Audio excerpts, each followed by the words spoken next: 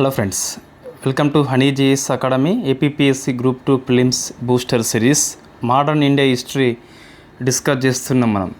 అందులో ఈరోజు British policies అని చెప్పేసి, బ్రిటిష్ యొక్క విధానాలు అంటే చార్టర్ చట్టాలు కావచ్చు, లేకుంటే రెవెన్యూ పాలసీ కావచ్చు, ఎడ్యుకేషన్ పాలసీ కావచ్చు, సివిల్ సర్వీసెస్ కావచ్చు, జ్యుడిషియరీ పాలసీ కావచ్చు, పోలీస్ పాలసీ కావచ్చు, సోషియో కల్చర్ పాలసీ కావచ్చు, ఎడ్యుకేషన్ పాలసీ కావచ్చు. నెంబర్ ఆఫ్ టైమ్స్ ప్రశ్న వచ్చింది దీని మీద. ఫస్ట్ మన షార్ట్ నోట్స్ ఉంది ఇందులో. తర్వాత చూస్తే కొన్ని పీవైక్యూ అని చెప్పేసి ఉన్నాయి. ఫస్ట్ షార్ట్ నోట్స్ చూద్దాం, తర్వాత పీవైక్యూ చూద్దాం. పీవైక్యూ చూస్తే మీకు ప్రశ్న ఎలా వస్తుంది, ఏ అంశాల మీద ఎక్కువ వస్తుందని చెప్పేసి అర్థమవుతుంది. ఇదంతా నోట్స్ అండి, షార్ట్ నోట్స్. ఇది మొత్తం మన దగ్గర 89 పేజీల నోట్స్ ఉంది కదా, బ్రిటిష్ పాలసీస్ అని చెప్పేసి. ఫుల్ నోట్స్ మన గ్రూప్లో పోస్ట్ చేయడం జరిగింది. APPSC, TGPSC, UPSC complete India history ఏదైతే ఉందో యాప్లో అందులో పోస్ట్ చేసినాం కదా మనం. ఇదేమో షార్ట్ నోట్స్ అండి, అంటే సుమారుగా 11 పేజీలకు పైగా ఉంది. 11 పేజీలు, ఆ 89 పేజీల యొక్క సారాంశం మొత్తం వస్తుంది. ఈ 12th పేజీ నుంచి చూస్తే అన్ని పీవైక్యూలు ఉన్నాయి. దేని మీద ఎలా వచ్చిందని చెప్పేసి, అంటే ఎకనామిక్ పాలసీ మీద ఎట్లా వచ్చింది, ఎడ్యుకేషన్ పాలసీ ఎలా వచ్చింది, రెవెన్యూ పాలసీ ఎలా వచ్చింది, సివిల్ సర్వీసెస్, పోలీస్, జ్యుడిషియరీ అని చెప్పేసి క్వశ్చన్స్ ఎలా వచ్చినాయని చెప్పేసి లాస్ట్లో ఉన్నాయి. ఫస్ట్ మనం క్విక్ రివిజన్ కోసము 11 పేజీల నోట్స్ చూద్దాం ఒకసారి. ఇది మన క్లాస్లో డిస్కస్ చేసిందే, జస్ట్ మీ రివిజన్ కోసం పనికి వస్తుంది. మీ ఇండియన్ హిస్టరీ కావచ్చు, జాగ్రఫీ కావచ్చు, సొసైటీ కావచ్చు, సిలబస్లో పేర్కొన్న ప్రతి అంశాన్ని షార్ట్ నోట్స్ రూపంలో కవర్ చేయడం జరుగుతుంది. మీ ప్రిపరేషన్కి వాల్యూ అడిషన్ మాదిరిగా పనికి వస్తుంది. మీ మార్క్స్ కొంచెం పెంచుకోవచ్చు. ఫస్ట్ చార్టర్ చట్టాలు చూస్తే 1773 నుంచి మనము 1853 వరకు డిస్కస్ చేస్తాం. మిగతా చట్టాలు అనేవి కంటెంట్ అనుగుణంగా వస్తాయి. ఫర్ ఎగ్జాంపుల్ 1850 తిరుగుబాటు తర్వాత 1858 గవర్నమెంట్ ఆఫ్ ఇండియా యాక్ట్ వస్తుంది.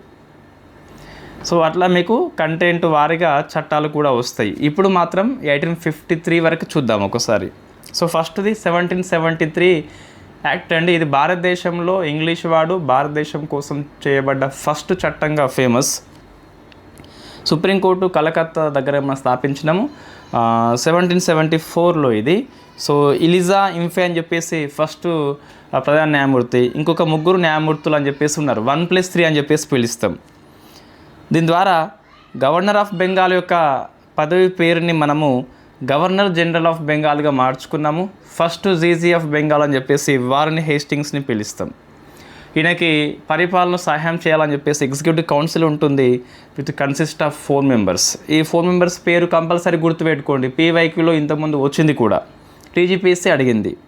Philip, Francis, Clavering, Monson and Barwell అని చెప్పేసి పిలుస్తాం. 4 పేర్లు కంపల్సరీ గుర్తుపెట్టుకోవాలి. 1781 సెటిల్మెంట్ యాక్ట్ అని చెప్పేసి ఉంటుంది. ఇక్కడ English East India company supreme court నుంచి తప్పించారు. మీకు doctrine of separation of powers అని చెప్పేసి ఉంది కదా, అంటే ఈ ఎగ్జిక్యూటివ్ అండ్ జ్యుడిషియరీ మధ్య విభజన వచ్చింది. 1784 పిట్స్ ఇండియా చట్టం అని చెప్పేసి, ఆ పిట్స్ అంటే అప్పుడే ప్రధానమంత్రి పేరండి. డ్యూయల్ గవర్నమెంట్ ఏర్పడింది. కోర్ట్ ఆఫ్ డైరెక్టర్స్ ఉంటారు, బోర్డ్ ఆఫ్ కంట్రోల్ కూడా ఉంటుంది. 24 మెంబర్స్ సిఓడిలో ఉంటే బీఓస్లో 6 మెంబర్స్ ఉంటారు. వీళ్ళు కమర్షియల్ అఫైర్స్ చూసుకుంటే, వీళ్ళు పొలిటికల్ అఫైర్స్ చూసుకుంటారు. తొలిసారిగా బ్రిటిష్ పొసెషన్స్ ఇన్ ఇండియా అని చెప్పేసి ఆ పదాన్ని ఉపయోగించింది, అంటే కంపెనీ ప్రాంతాలు అని చెప్పేసి తొలిసారిగా ఈ చట్టము ఉపయోగించింది. ఈ ఎగ్జిక్యూటివ్ కౌన్సిల్లో ఇంతకుముందు 4 ఉండే కదా, -1 చేసి 3 మెంబర్స్ కుదించారు. 1793 not much important. 1813 very famous చట్టము. Why? Because English East India company యొక్క మోనోపాలీ రైట్స్ ఏవైతే ఉంటాయో, అంటే వాడు ఒక్కడే వ్యాపారం చేసుకునే అవకాశం ఉండేది, దాన్ని తగ్గించారు. కేవలము చైనా అండ్ టీకి మాత్రం పరిమితం చేసిండ్రు. అంటే చైనా అండ్ ఛాయ్ మాత్రమే మోనోపాలీ ఉంటుంది, మిగతా అంశాల్లో మోనోపాలీ ఉండదు. ఇతర ఐరోపా వాసి కూడా రావచ్చు. ఎడ్యుకేషన్కి తొలిసారిగా 1,00,000 రూపాయలు కేటాయించారు. ఆంగ్ల విద్య కోసం అని చెప్పేసి అనుకున్నాం, బట్ ఆంగ్ల విద్య అక్కడ స్టార్ట్ కాలేదు ఆ ఇయర్ లోపల. 1833 యాక్ట్ అండి. మోనోపాలీ మొత్తం రద్దయింది. అంటే ఇంగ్లీష్ ఈస్ట్ ఇండియా కంపెనీ యొక్క ఈ వ్యాపారం చేసుకునే హక్కు అనేది గ్రాడ్యువల్లీ డిక్రీజ్ చేస్తారు. 1773లో 20 ఇయర్స్ ఇస్తారు కదా, 1793లో 20 ఇయర్స్ ఇస్తారు. 1813 వచ్చింది, కేవలం చైనా ఔర్ ఛాయ్కే పరిమితం చేసిండ్రు. 33లో చూస్తే మొత్తం కంప్లీట్గా రద్దు చేయడం జరిగింది. సో 33 అని చెప్పేసి మోనోపాలీ రైట్స్ కంప్లీట్గా రద్దు అయిపోయింది. అది బాగా గుర్తుపెట్టుకోండి. Next governor general of Bengal అనేది గవర్నర్ జనరల్ ఆఫ్ ఇండియాగా మార్చుకున్నాం. సో విలియం బెంటిక్ అని చెప్పేసి పిలుస్తాం. ఎగ్జిక్యూటివ్ కౌన్సిల్లో 3+1 మరొకరు వచ్చారు, ఆయన లా మెంబర్ లార్డ్ మెకాల్ అని చెప్పేసి పిలుస్తాం. 1853 చట్టం అండి ఓపెన్ కాంపిటీషన్ అని చెప్పేసి పోటీ పరీక్షల్లో బహిరంగ విధానాన్ని తొలిసారి తీసుకొచ్చింది. 1854 మెకాలే కమిటీ సిఫార్సు చేస్తే 1855లో మనం ఫస్ట్ టైం ఎగ్జామ్స్ రాసుకుంటాం. 1833 చట్టం కూడా ఈ ఓపెన్ కాంపిటీషన్ గురించి సిఫార్సు చేస్తుంది, కానీ అమలు చేయరు. ఇక్కడ మరొకసారి చూస్తే మనము ఈ కంపెనీ గురించి సో 20 years వచ్చింది. 1813లో నో మోనోపాలీ ఓన్లీ చైనా ఔర్ ఛాయ్ అని చెప్పేసి పిలుస్తాం. 1813లో మోనోపాలీ రద్దు అయిపోయింది. నెక్స్ట్ ఈ గవర్నర్ జనరల్ గురించి చూస్తే 1773 అనేది గవర్నర్ జనరల్ ఆఫ్ బెంగాల్గా మార్చింది. వార్ని హేస్టింగ్స్ అని చెప్పేసి ఫస్ట్ ఉన్నాడు. 1833 అనేది గవర్నర్ జనరల్ ఆఫ్ ఇండియాగా మార్చింది. సో ఫస్ట్ విలియం బెంటిక్ అని చెప్పేసి పిలుస్తాం. 1858 చట్టం అనేది వైస్రాయ్ అని చెప్పేసి కొత్తగా తీసుకొస్తుంది. అది మీకు తిరుగుబాటు తర్వాత వస్తుంది, అక్కడ మనం డిస్కస్ చేద్దాం, ఇక్కడ అవసరం లేదు. సో నెక్స్ట్ సివిల్ సర్వీసెస్ గురించి షార్ట్ నోట్స్ అండి. మీరు క్విక్ రివిజన్కి బుల్లెట్ పాయింట్స్ మాత్రమే ఉంటాయి. మీకు ఫుల్ నోట్స్ రావాలి అంటే సో యాప్లో ఉంటుంది, క్లాసెస్ ఉంటాయి, నోట్స్ ఉంటుంది, ఫుల్ నోట్స్. ఇది 89 పేజీల నోట్స్ అండి బ్రిటిష్ పాలసీస్ మీద. మీరు మెయిన్స్ రాసినప్పటికీ ఆ నోట్స్ పనికి వస్తుంది. మెయిన్స్ యొక్క మెథడ్లోనే మీకు క్లాసెస్ కూడా ఉన్నాయి. సో మీ టెస్ట్ సిరీస్ కూడా ఉంటుంది అందులోనే, విత్ ఒకటే సింగిల్ కోర్స్లో నోట్స్, క్లాసులు, టెస్ట్ సిరీస్ ఉంటాయి. సో వారన్ హేస్టింగ్స్ అని చెప్పేసి సో ఈ సివిల్ సర్వీసెస్కి పునాదులు వేసిండు. జిల్లా సూపర్వైజర్లని కలెక్టర్ అని చెప్పేసి పేరు మార్చిండు. కార్న్వాలిస్ ఏమో సివిల్ రిఫార్మ్స్ తీసుకొచ్చింది కాబట్టి ఫాదర్ ఆఫ్ సివిల్ సర్వీసెస్గా పిలుస్తాం. అయితే ఇతను ఏమంటాడంటే ఇండియన్స్కి పదవులు ఇవ్వలేదండి. ఎందుకంటే every native of Hindustan is a corrupt. ప్రతి భారతీయ దేశంలో అందరూ అవినీతి అని చెప్పేసి అనే కాన్సెప్ట్ ఉంది ఆయన, కాబట్టి భారతీయులను ఎవరిని దగ్గర రానియలేదు. థామస్ మన్రో అంటాడు, భారతదేశంలో స్థానికుల్ని వెలివేసిన విధంగా ప్రపంచంలో మరెక్కడ ఉదాహరణ కూడా కనిపించదు. కొన్ని కామెంట్స్ ఉన్నాయి మీకు మెయిన్స్ పాయింట్ ఆఫ్ వ్యూలో కూడా పనికి వస్తాయి. ఇటీవల టీజీపీఎస్ సిపిపిఎస్ ట్రెండ్ ఏంటంటే కామెంట్స్ మీద ప్రశ్న వస్తుంది. 89 పేజీల నోట్స్లో సుమారుగా 15 పైగా కామెంట్స్ ఉంటాయి. ముఖ్యంగా ఎకనామిక్ పాలసీ విషయంలో నెంబర్ ఆఫ్ కామెంట్స్ వస్తాయి. నెక్స్ట్ సో వెల్లెస్లీ అండి, ఇన్ఫ్యాక్ట్ రిచర్డ్ వెల్లెస్లీ అని చెప్పేసి పిలుస్తాం. సో ఫోర్ట్ విలియం కాలేజీ కలకత్తాలో స్థాపిస్తాడు ట్రైనింగ్ కోసము. So but court of directors ఎవరైతే ఉన్నారో అపోజ్ చేస్తాడు, కోల్కతాలో ట్రైనింగ్ ఎందుకని చెప్పేసి. సో దీని హెలీబారీ ఫ్రమ్ లండన్ అని చెప్పేసి ఈస్ట్ ఇండియా కాలేజీని స్థాపిస్తారు. అంటే ఫోర్ట్ విలియం కాలేజ్ అనేది అపోజ్ చేసిన వాళ్ళు సిఓడి వాళ్ళు. వీళ్ళు ఎక్కడ స్థాపించిండ్రు అంటే లండన్ లోపల ఈస్ట్ ఇండియా కాలేజ్ అని చెప్పేసి అక్కడ ట్రైనింగ్ తీసుకొని ఇక్కడ వచ్చి పరిపాలన చేస్తారు, ప్రజల మీద స్వారీ కూడా చేస్తారు. ఈ సివిల్స్ విషయంలో కొంత మనకు అవసరం అండి. 1833 చట్టము ఓపెన్ కాంపిటీషన్ సిఫార్సు చేసింది. 53 ఏమో ఓపెన్ కాంపిటీషన్ గురించి చెప్పింది. 54 మెకాలే కమిటీ సిఫార్సు చేస్తే 55లో ఫస్ట్ పోటీ పరీక్షలు స్టార్ట్ అయినాయి. దీనికంటే ముందు సివిల్ సర్వెంట్స్ కమిషన్ అని చెప్పేసి మనం లండన్లో ఏర్పాటు చేసుకుని అర్హత వయసు 23 ఏళ్ళు అని చెప్పేసి పిలుస్తాం. ఈ ఏజ్ విషయంలో చాలా ప్రశ్న వస్తుంది. ఈ లిట్టన్ అయితే ఉందో 19 ఏళ్ళే కుదించాడండి, తక్కువ వయసు కుదించాడు. నెక్స్ట్ మళ్ళీ 23 ఏళ్ళు చేస్తారు. ఐచిసన్ కమిషన్ అని చెప్పేసి సిఫార్సు చేస్తుంది. అయితే కొంతమంది సివిల్స్ మన ఇండియన్స్ కూడా అచీవ్మెంట్ అవుతారండి. So first person Satyendranath Tagore, second S N Banerjee అండి. ఇతను వయసు కారణంగా డిస్క్వాలిఫై అయిపోతాడు. సో ఇతను ఇండియన్ అసోసియేషన్ అని చెప్పేసి కలకత్తాలో స్థాపిస్తాడు. అంటే ఈ సివిల్ సర్వీసెస్ ఏవైతే ఉన్నాయో భారతీకరణ చేయాలని చెప్పేసి లక్ష్యం పెట్టుకున్న వ్యక్తి ఎస్ఎన్ బెనర్జీ. మిగతా వాళ్ళు కూడా ఎన్నికవుతారు. ఆర్సి దత్ అని చెప్పేసి, బీహార్ లాల్ గుప్తా అని చెప్పేసి, మన చంద్రబోస్ రాజీనామా చేస్తాడు ఐసీఎస్ పదవికి. గవర్నమెంట్ ఆఫ్ ఇండియా 1919 చట్టం అనేది సివిల్ సర్వీసెస్ ఎగ్జామ్స్ ఇండియాలో కండక్ట్ చేయాలని చెప్పింది. 1922లో తొలిసారిగా ఇండియాలో కండక్ట్ చేయడం జరిగింది. పబ్లిక్ సర్వీస్ కమిషన్ ఏర్పాటు గురించి చెప్పింది 1926లో ఏర్పాటు చేసుకున్నాం. లీ కమిషన్ 1924 సిఫార్సు మేరకి. 1935 government of India act federal public service కమిషన్ని, ప్రొవిన్షియల్ పబ్లిక్ సర్వీస్ కమిషన్ రెండింటిని గురించి చెప్పింది. సో యూనియన్ లెవెల్లో అండ్ స్టేట్ లెవెల్లో ఉంటాయి. నెక్స్ట్ పోలీస్ గురించి అండి. పోలీస్ సర్వీస్ పితామహుడిగా కార్న్వాలిస్ని పిలుస్తాం. సో రిబ్యూరో కమిషన్ వెరీ ఫేమస్ అండి. It is one of the police commission. Indian police act గురించి మాట్లాడుతుంది.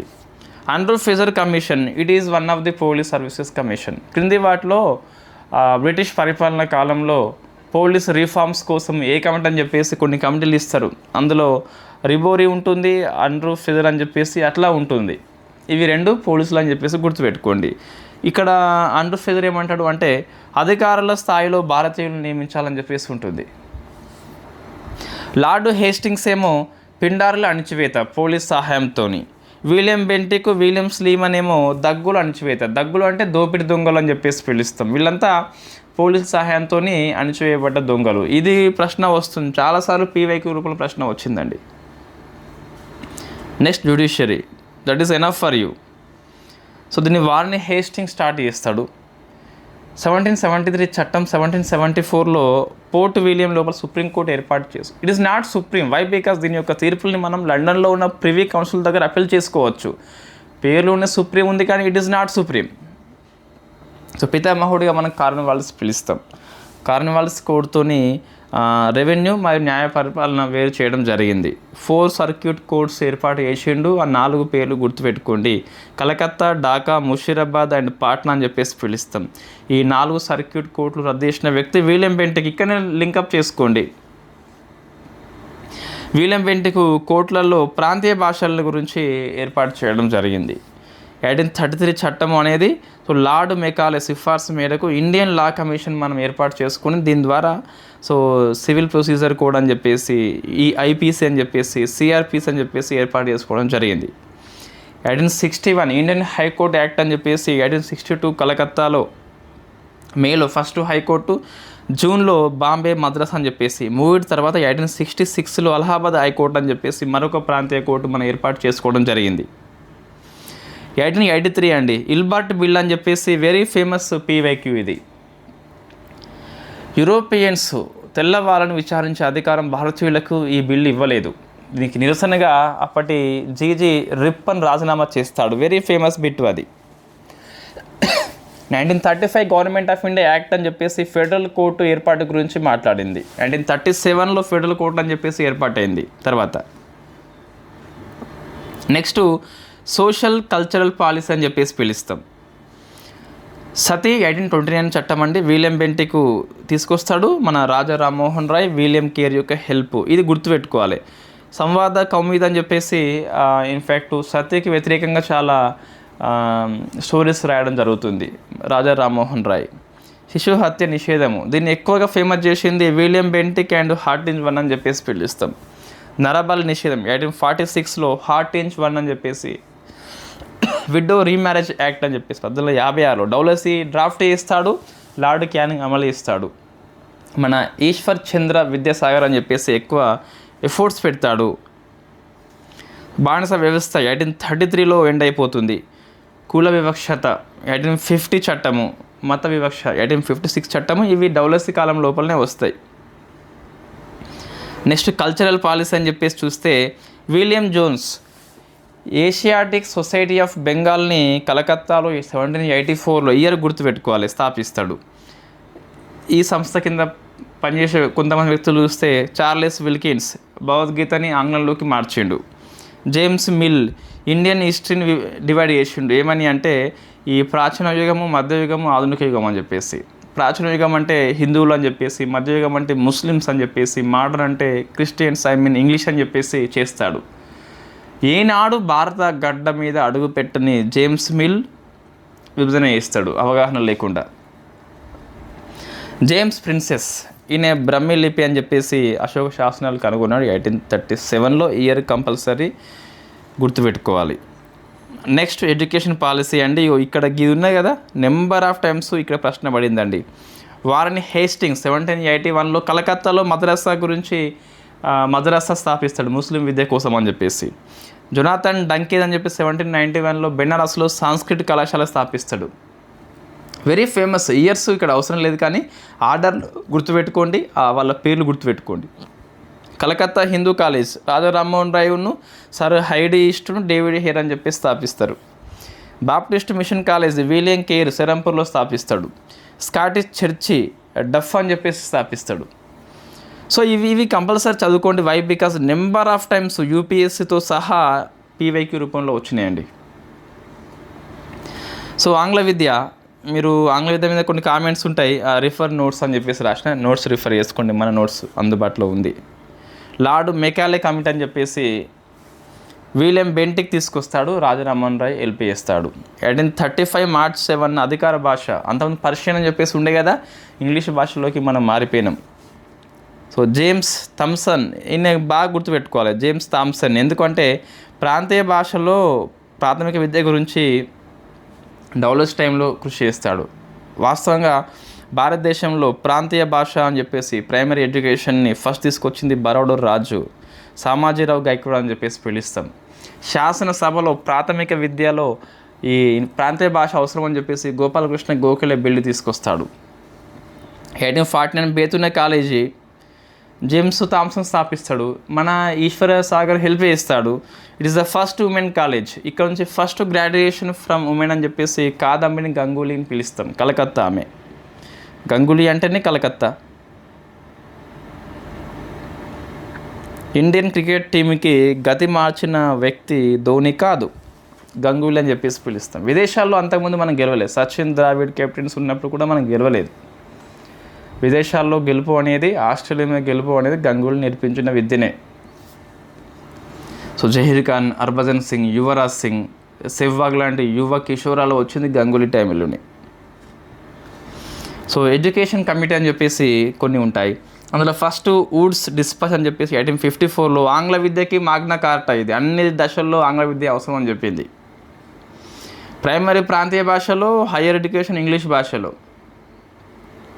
యూనివర్సిటీస్ గురించి చెప్పింది కాబట్టి మనము కలకత్తా, బాంబే, మద్రాస్ని వరుసగా ఏర్పాటు చేసుకున్నాం కదా. ఈ నెలలు గుర్తుపెట్టుకోవాలి. వై? బికాస్ ఆర్డర్లో ఇంతకుముందు అడిగాడు పీవైక్యూ రూపం లోపల. విద్యాశాఖ ఏర్పాటు గురించి మాట్లాడింది, గ్రాంట్ ఇన్ ఎయిడ్ గురించి మాట్లాడింది, టీచర్ టెక్నికల్ ఇన్స్టిట్యూషన్ గురించి మాట్లాడింది. వాళ్ళకి శిక్షణ సంస్థల ఏర్పాటు గురించి మాట్లాడింది, ఉపాధ్యాయ విద్య గురించి మాట్లాడింది అనుకోండి. సో హంటర్ కమిషన్ రిప్పన్ కాలంలో వచ్చింది. సో ప్రైమరీ ఎడ్యుకేషన్ లోకల్ బాడీసే కండక్ట్ చేయాలని చెప్పేసి. థామస్ ర్యాలీ కమిషన్ కర్జన్ టైంలో వచ్చింది. 1904లో యూనివర్సిటీ యాక్ట్ అని చెప్పేసి తీసుకొచ్చారు. 1916లో బెనారస్ హిందూ యూనివర్సిటీ మదన్ మోహన్ మాలవ్య స్థాపిస్తే 1916లో పూణే లోపల ఉమెన్ యూనివర్సిటీ ఫస్ట్ది డీకే కార్వే స్థాపిస్తాడు. శాడిల్ కమిషన్ జేమ్స్ ఫోర్డ్ కాలంలో వస్తుంది. సో వీళ్ళు 10th అండ్ డిగ్రీ అని చెప్పేసి ఇంతకుముందు ఉండే సంథింగ్ ఉండే కదా, దాన్ని 10th సెకండరీ విద్య 3 year డిగ్రీని ఫస్ట్ అని చెప్పింది శాడ్లర్. అంతకుముందు 10th అయినాక డైరెక్ట్ యూనివర్సిటీ అని చెప్పేసి విద్య ఉండే, దీన్ని రద్దు చేసి మధ్యలో సెకండరీ అని చెప్పేసి డిగ్రీ అని చెప్పేసి తీసుకొచ్చాడు. 21లో విశ్వభారతి అని చెప్పేసి మన ఠాగూర్ స్థాపించిండు. జాకిర్ హుస్సేన్ కమిటీ అండి, ఇది బ్రిటిష్ వాడు ఏర్పాటు చేయలేదు, గాంధీ ఏర్పాటు చేస్తాడు 1937లో. వృత్తి విద్య మీద very famous. Sergeant committee Wavell కాలంలో ఏర్పాటైంది. 3 to 6 year ఏజ్ని ప్రీ ప్రైమరీగా పేర్కొన్నాడు. 6 to 11 year ఏజ్ని ఉచిత నిర్బంధ ప్రాథమిక విద్య కంపల్సరీ అని చెప్పేసి. ఫస్ట్ వైద్య విద్యార్థి మహేంద్ర లాల్ సర్కార్ అని చెప్పేసి పిలుస్తాం. సో ఇదంతా ఎడ్యుకేషన్ గురించి అండి. ప్రశ్న వస్తుంది కొన్నిసార్లు, కింది వాటిలో విద్యా సంబంధ కమిటీ ఏంటని చెప్పేసి వస్తుంది. కొన్ని పోలీస్ కమిటీలు ఉంటాయి, కొన్ని సివిల్ సర్వీసెస్ కమిటీలు ఉంటాయి, కొన్ని విద్యా కమిటీలు ఉంటాయి.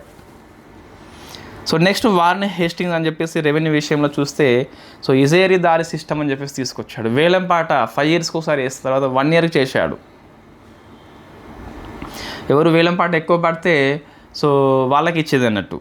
తర్వాత దీన్ని కొద్దిగా మార్పులు చేసి శాశ్వత శిస్తు లేదా జమీందారి పద్ధతి అని చెప్పేసి పిలుస్తాం. కార్న్వాలిస్ తీసుకొచ్చాడు. Cornwallis, John Shore and James Grant ముగ్గురు తీసుకొచ్చారు. ఇది కంపల్సరీ గుర్తుపెట్టుకోవాలి. శిస్తు రేటు శాశ్వతంగా డిసైడ్ చేయబడి ఉంటుంది. జమీందారులు 10/11 ఇవ్వాలి ఇంగ్లీష్ కంపెనీకి. రైతులు ఎంత ఇవ్వాలో చెప్పలేదు. జమీందారులు పీక తిన్నారు, కంపెనీకి స్థిరమైన ఆదాయం వచ్చింది. జమీందారులకు యజమాని హక్కులు ఇచ్చిండ్రు. ప్రశ్న వచ్చింది, సన్సెట్ క్లాజ్ని వీళ్ళు అమలు చేసిండ్రు. వై? బికాస్ వాళ్ళు 10/11 ఇవ్వాలి కదా ఇంగ్లీష్ వాడికి. ఒక సమయం ఉండేది, నిర్ణీత గడువు ఉండేది. ఆ గడువు లోపల ఇవ్వకుంటే జమీందారులను పీకి పడేసేది. అది పీవైక్యూ, వాళ్ళ హక్కు రద్దు చేసేది, ఇంకో వానికి ఇచ్చేది. దీన్ని బెంగాల్, బీహార్, ఒడిషా, వారణాసి లోపల భారతదేశ భూభాగం మొత్తం లోపల 19% లోపల దీన్ని ఏర్పాటు చేయడం జరిగింది. దీని మీద మీకు గంటల కొద్ది క్లాస్ ఉందండి రెవెన్యూ పాలసీ విషయంలో యాప్లో.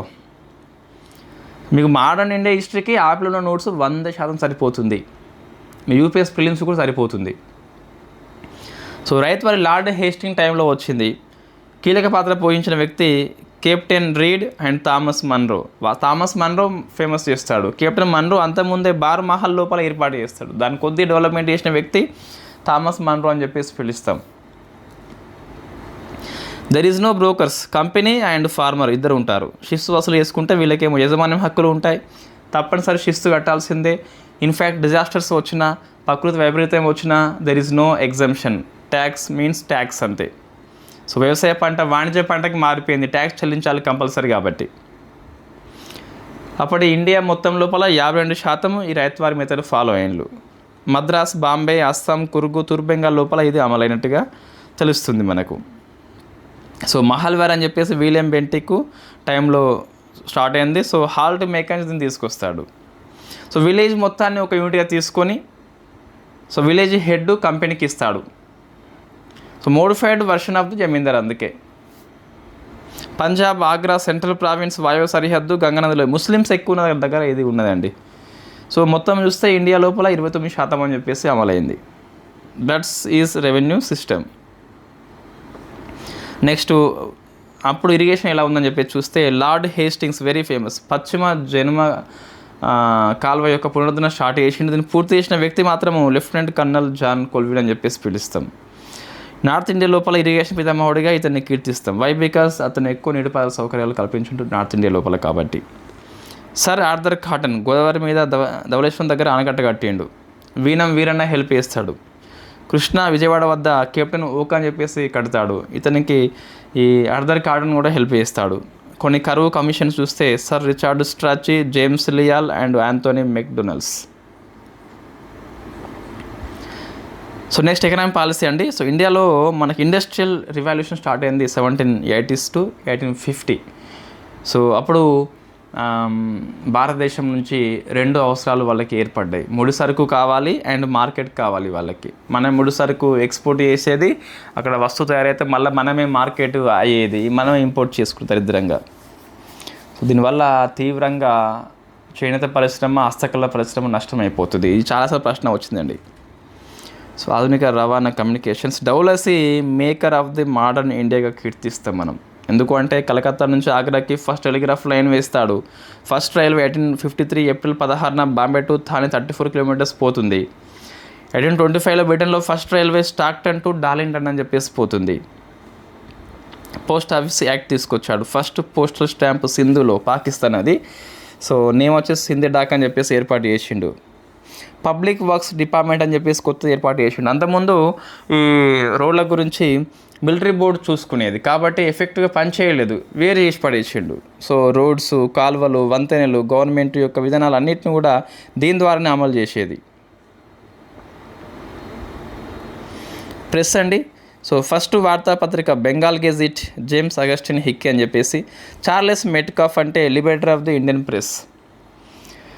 వెర్నాక్యులర్ ప్రెస్ యాక్ట్ అని చెప్పేసి లార్డ్ లిటన్ తీసుకొస్తాడు. వెరీ ఫేమస్ చట్టం అండి, చాలాసార్లు పీవైకి రూపంలో వచ్చింది. అంటే ప్రాంతీయ భాషలో పత్రికలు రన్ చేయాలి అంటే గవర్నమెంట్స్ని ఒప్పందం చేసుకోవాలి, ప్రభుత్వం విమర్శ చేయవద్దు. సో దీని ఫలితంగా బెంగాల్ భాషలో వెలువడే అమృత బజార్ పత్రిక ఇంగ్లీష్లోకి మారింది. శిష్ కుమార్ గుహ అని చెప్పేసి దీన్ని స్థాపిస్తాడు.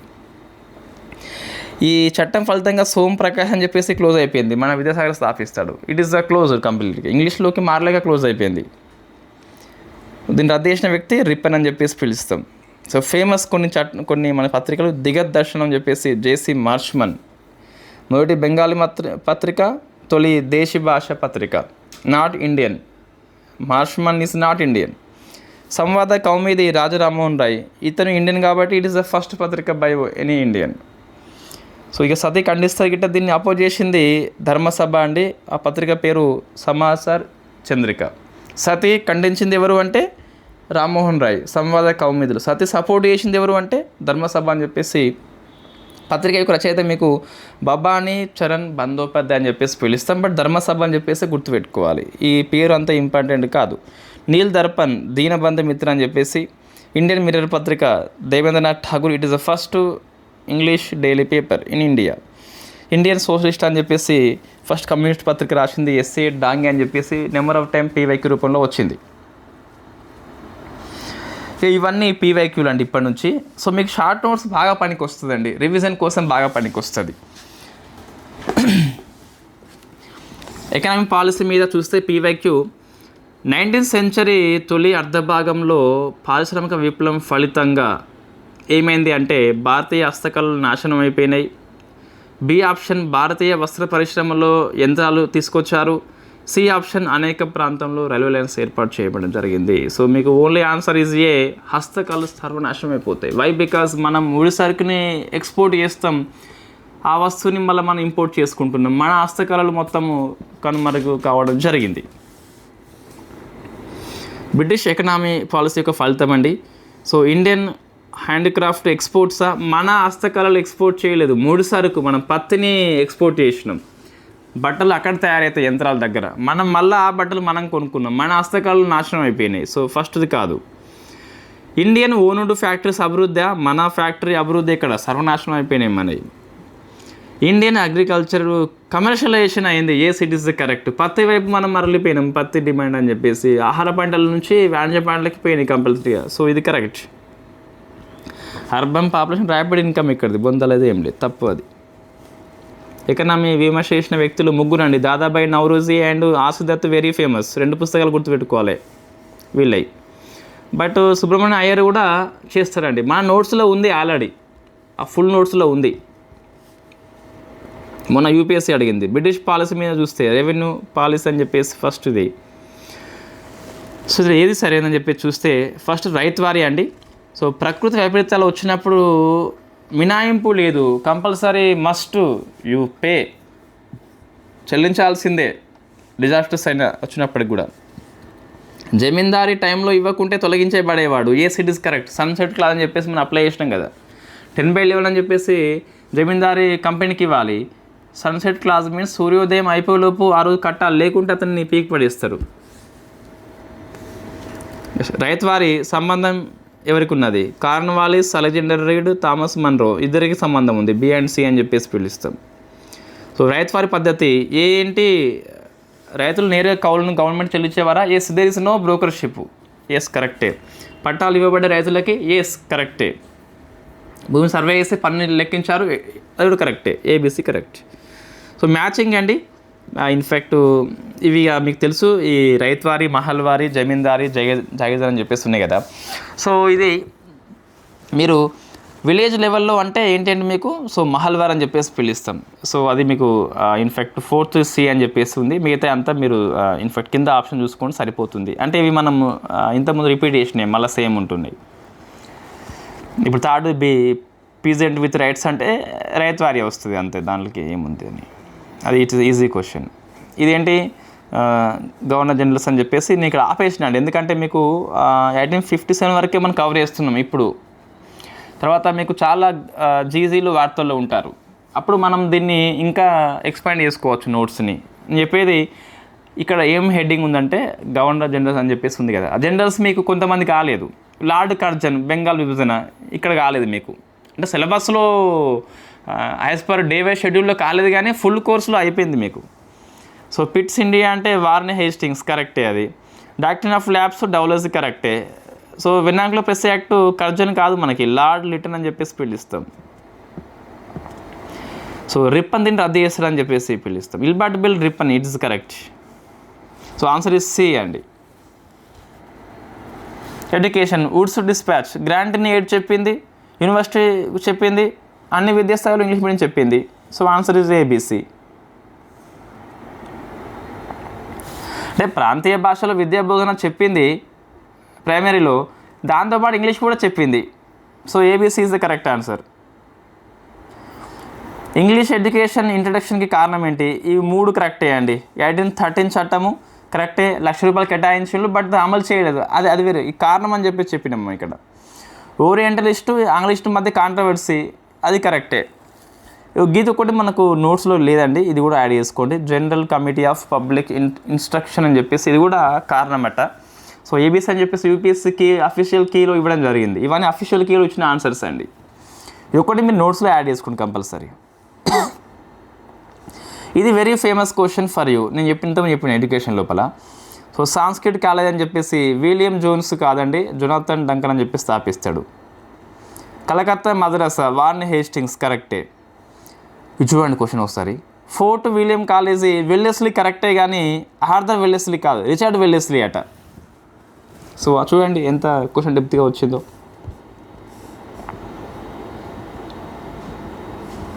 తర్వాత సివిల్ సర్వీసెస్ పోలీసు గురించి. క్రింది వాన్లో ఎవరిని బ్రిటిష్ వాడు ఐసీఎస్ని తొలగించాడు?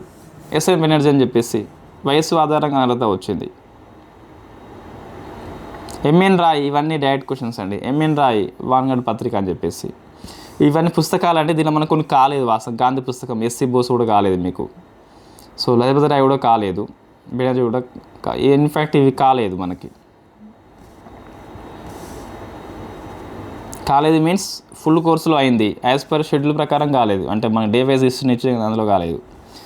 ఫస్ట్ వార్ కూడా మీకు కాలేదు, ఆనంద్ మట్టి కూడా కాలేదు, లైఫ్ ఇవేవి కాలేదండి. మరి ఎందుకు రాసినామంటే ఇక్కడ పత్రికలు గ్రంథాలు అని చెప్పేసి ఆ పాయింట్ ఆఫ్ వ్యూ రాసిన, మళ్ళీ మీకు ఇది యాడ్ చేస్తా. సమ్ పీవైక్యూ, ఇవి రిపీట్ అయిన పీవైక్యూ అండి. ఆల్ హిలాల్, అబుల్ కలాం ఆజాద్, దీనబంధు మిత్ర, నీల్ దర్పణ్, సోమ్ ప్రకాష్, విద్యాసాగర్, భౌతికత ఆంగ్లులు చార్లెస్ విల్కిన్స్. ఇదే అండి. సో మీకు రివిజన్ కోసము ఆ నోట్స్ బాగా పనికి వస్తుందండి. మోస్ట్లీ క్వశ్చన్స్ ఇక్కడ నుంచే వచ్చాయని చెప్పేసి చెప్పవచ్చు మనం.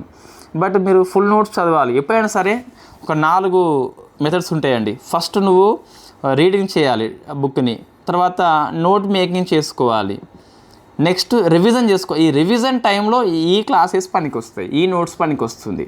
తర్వాత ఎంసీక్యూ ప్రాక్టీస్ చేయాలి. ఇది మన యాప్లో చాప్టర్ వైజ్ ఉన్నాయి. నేను నిన్న ఎగ్జామ్ పెట్టేసిన బ్రిటిష్ పాలసీస్ మీద.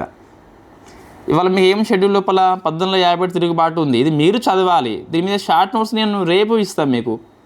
రేపు ఎగ్జామ్ ఉంటుంది. షార్ట్ నోట్స్ ముందు చదివితే మీరు ఫుల్ నోట్స్ ఎప్పటికీ చదవలేరు. ఫుల్ నోట్స్ చదవండి, ఫుల్ క్లాసెస్ వినండి, తర్వాతనే షార్ట్ నోట్స్ రండి. షార్ట్ నోట్స్ ఎందుకోసము? క్విక్ రివిజన్ కోసము. మీ ఎగ్జామ్స్ అప్పుడు పనికి వస్తుంది. ఓకే అండి, థ్యాంక్ యూ వెరీ మచ్.